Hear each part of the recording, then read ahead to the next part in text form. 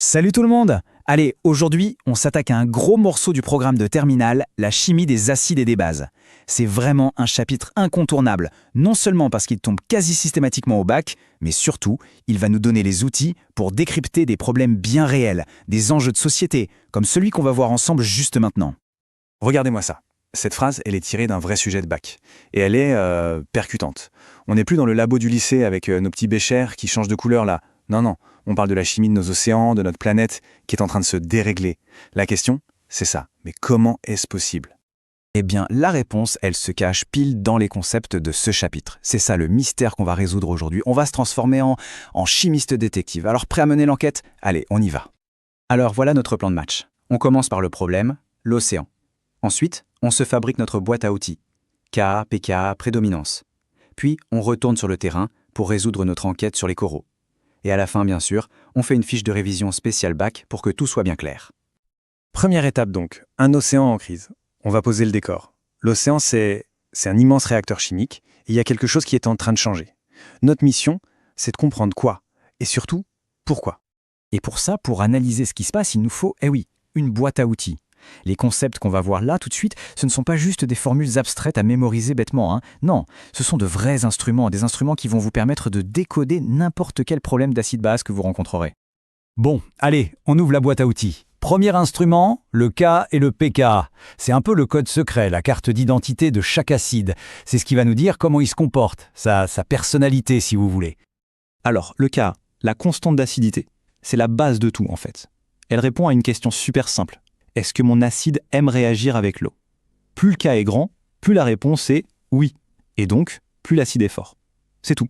C'est aussi simple ça. Seul petit souci, les valeurs de Ka, c'est souvent des trucs minuscules, genre 10 puissance moins quelque chose. Pas très pratique à manipuler. Donc les chimistes, qui sont un peu malins, on va dire, ont inventé le pKa. On prend juste la fonction moins log du Ka, et paf, ça nous donne des chiffres sympas, faciles à utiliser, genre 2, 5, 9. C'est beaucoup plus simple pour comparer. Cette formule-là, pKa égale moins log de Ka, elle est vraiment au centre de tout ce chapitre. Et là, attention, c'est le point crucial à graver dans votre mémoire. La relation est inversée. Un acide fort, ça veut dire un grand Ka, mais un petit pKa. Je le répète, plus un acide est fort, plus son pKa est faible. Ça, c'est la règle d'or pour le bac. Vous voyez un pKa de 2 et un pKa de 9, c'est celui avec le pKa de 2 le plus costaud. Ok, super. Maintenant qu'on sait classer les acides du plus fort au plus faible, passons à l'outil numéro 2. La question est la suivante. Si on met un couple acide-base dans une solution, qui va dominer ? L'acide ou la base ? Eh bien, ça dépend du pH du milieu. Et pour savoir ça, on a une formule magique. La voilà, on l'appelle parfois la relation d'Anderson à Selbalch. Pas besoin de retenir le nom, mais la formule, oui. Regardez comme elle est puissante. Elle connecte le pH de la solution, le pKa du couple, sa carte d'identité on a dit, et le rapport des concentrations entre la base et l'acide. Avec ça, on peut tout prédire. Et de cette grande équation, on peut tirer 3 règles toutes simples, hyper logiques. Imaginez une frise de pH. Le pKa, c'est votre point de repère, la frontière. Si le pH de votre solution est en dessous de cette frontière, c'est la forme acide qui gagne, qui prédomine. Si le pH est au-dessus, c'est la forme basique. Et si par hasard, le pH est pile égal au pKa, alors là, c'est l'égalité parfaite. Il y a autant d'acide que de base. Prenons un exemple concret, un classique du bac, le verre de bromocrésol. Son pKa, c'est 4,9. Donc, notre frontière est à 4,9. Si on met cet indicateur dans une solution acide avec un pH inférieur à 4,9, eh bien c'est sa forme acide HIN qui domine. Et hop, la solution devient jaune. Maintenant, si on le met dans une solution basique, pH supérieur à 4,9, c'est sa forme basique IN- qui prend le dessus. Et là, la solution devient bleue. Et pile à 4,9, on a un mélange des deux. Jaune plus bleu, ça donne quoi ? Du vert. Vous voyez, ce diagramme, c'est une vraie carte pour prédire la couleur. Et voilà, notre boîte à outils est complète. On a le pKa pour mesurer la force et les diagrammes de prédominance pour savoir qui domine et où. On est paré. Il est temps de retourner à notre scène de crime, l'océan et le mystère des coraux. Alors, dans l'océan, il faut connaître les protagonistes. Le carbone, il n'existe pas sous une seule forme, il y en a 3 qui jouent un ballet chimique permanent. D'un côté, on a le CO2 dissous, c'est l'espèce la plus acide. De l'autre, l'ion carbonate, CO3-, l'espèce la plus basique. Et entre les deux, on a l'ion hydrogénocarbonate, HCO3-, qui est un peu un agent double, on dit qu'il est amphotère. Et qui gagne ? Ça dépend bien sûr du pH de l'océan. Maintenant, petite question pour vous. On sait que le pH de l'océan, aujourd'hui, est d'environ 8,1. Alors, avec ce qu'on vient de voir sur la prédominance, d'après vous, parmi nos 3 espèces de carbone, laquelle est la plus abondante et de loin à ce pH de 8,1?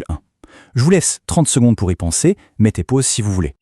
Alors, le verdict? Eh bien, la réponse, c'est l'ion hydrogénocarbonate. Et pas qu'un peu, hein. Il représente 96% du carbone dans l'océan. C'est énorme. Mais le plus important, ce qui doit nous alerter, c'est de regarder les autres. L'ion carbonate, celui qui est vital pour les coraux, pour qu'ils construisent leur squelette calcaire.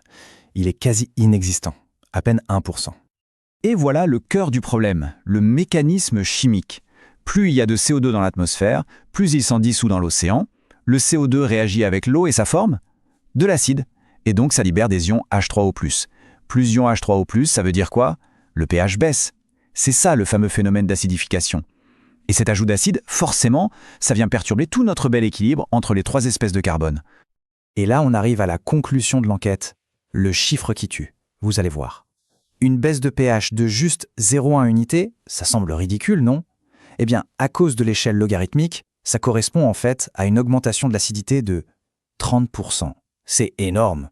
Ce surplus d'acidité, d'ion H3O+, il va réagir en priorité avec les ions carbonates, il va les manger en quelque sorte. Résultat, il y en a encore moins de disponibles pour les coraux qui ont de plus en plus de mal à construire leur squelette. Voilà, le mystère est résolu. Voilà, l'enquête est bouclée. Maintenant, on passe en mode bac. On va synthétiser tout ça dans une fiche de révision ultra efficace. Sortez les stylos, voici le condensé de ce qu'il faut absolument maîtriser.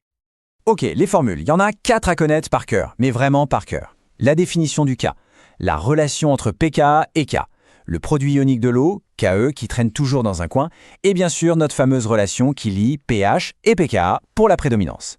Si vous maîtrisez ces 4-là, vous avez fait 90% du travail. Et ce qui est génial, c'est qu'en menant cette enquête, sans même vous en rendre compte, vous avez bossé toutes les compétences qu'on attend de vous au bac sur ces chapitres. Définir K et pKa? Fait. Comparer la force des acides? Fait. Construire et lire un diagramme de prédominance? Fait. Et le plus important, ce qui fait vraiment la différence dans une copie, savoir lier des concepts de chimie pure à un problème concret, ici un enjeu environnemental majeur. C'est exactement ça qu'on vous demande. Allez, on finit avec une question pour ouvrir le débat. On a compris la chimie du problème, c'est la première étape, elle est indispensable. Mais l'étape d'après, c'est quoi? C'est de chercher des solutions.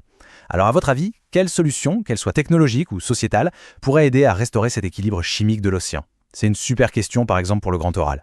Je vous laisse y réfléchir. Merci beaucoup d'avoir suivi ce décryptage. Si ça vous a aidé à mieux comprendre, n'hésitez pas à liker, à vous abonner et surtout à partager l'info avec d'autres passionnés de sciences. On se retrouve très vite.